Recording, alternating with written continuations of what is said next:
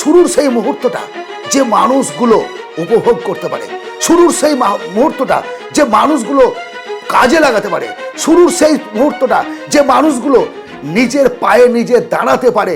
চারিদিকে অন্ধকার, গভীর ঘুমে আচ্ছন্ন সারা পৃথিবী। অনেক মানুষ তখনও স্বপ্ন দেখছে নতুনভাবে নিজের জীবনটাকে তৈরি করার। ঠিক সেই মুহূর্তে ভোরের সন্ধিক্ষণে একদল মানুষ বিছানার আরামকে ত্যাগ করে উঠে দাঁড়াচ্ছে।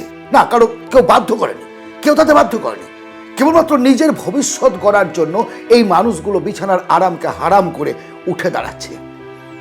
কল্পনা করো, সূর্য ওঠেনি, পাখিরাও সকলে জাগেনি, একদল মানুষ জাগছে। কেন? অন্তরের এক টান, আমাকে জীবনে কিছু করতে হবে।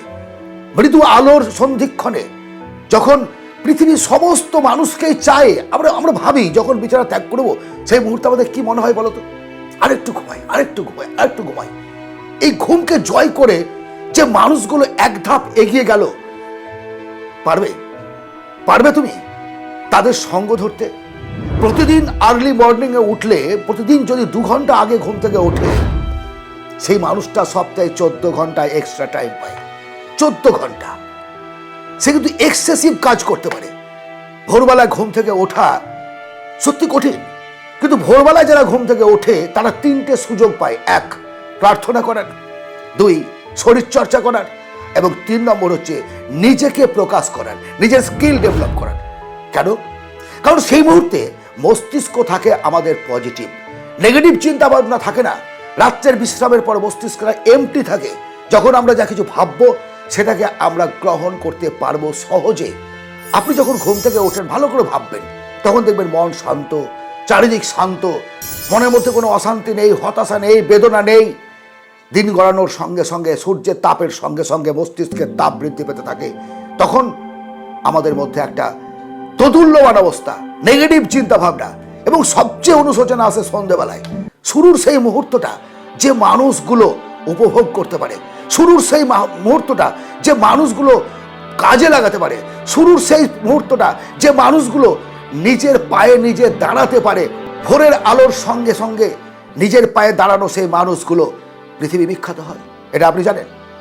আজকের দিনে আপনি সফল মানুষদের দিকে তাকান, তারা কিন্তু ভোরবেলায় ঘুম থেকে উঠে যাবে অধিকাংশ। আপনি 2-1 জনের নাম হয়তো আমাকে জানাবেন যারা দীর্ঘ সময় ধরে ঘুমাতেন না। এটা আরাম, এটা তো হারামের জন্য নয়, হারামের প্রয়োজনীয়তা আছে। কতটা? 8 ঘন্টা, তারও বেশি ঘুমাবেন।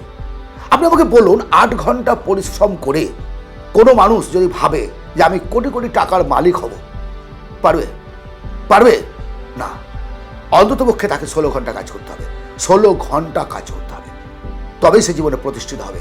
আর 16 ঘন্টা কাজ করতে গেলে আপনাকে ভোরের বেলায় ঘুম থেকে উঠতে হবে, সূর্য ওঠার আগে আপনাকে উঠতে হবে, সূর্যকে জাগাতে হবে আপনাকেই, তবে আপনি পারবেন, তবে আপনি সেই জায়গায় যেতে পারবেন। এটাই হচ্ছে the power of morning, the power of early morning, the power of last night. এটাই হচ্ছে সবচেয়ে গুরুত্বপূর্ণ একটা সময়। যদি নিজেকে পরিবর্তন করতে চাও, যদি নিজের শক্তিটাকে বিকশিত করতে চাও, যদি তুই চাও নিজেকে সফল করব, নিজেকে আরো বেশি মজবুত করব, আরো বেশি জ্ঞান, আরো বেশি অর্থ, আরো বেশি সম্মান আদায় করব, তাহলে তোমাকে ভোরবেলা ঘুম থেকে উঠতে হবে। বাস, ভোরবেলা ঘুম থেকে উঠতে হবে, আর এই ভোরটাকে তোমাকে কাজে লাগাতে হবে। দ্য পাওয়ার অফ মর্নিং এই ভিডিওটি যদি তোমার ভালো লাগে, অবশ্যই একটা লাইক করো, সাবস্ক্রাইব করো, শেয়ার করো বন্ধু বান্ধবদের মধ্যে। আমি তোমাদের অনুপ্রাণিত করি, তুমি আমার অনুপ্রেরণা। তোমাদের একটা লাইক, একটা সাবস্ক্রাইব আমার চলার পথের শক্তি জাগায়। ভালো থাকবে, ধন্যবাদ।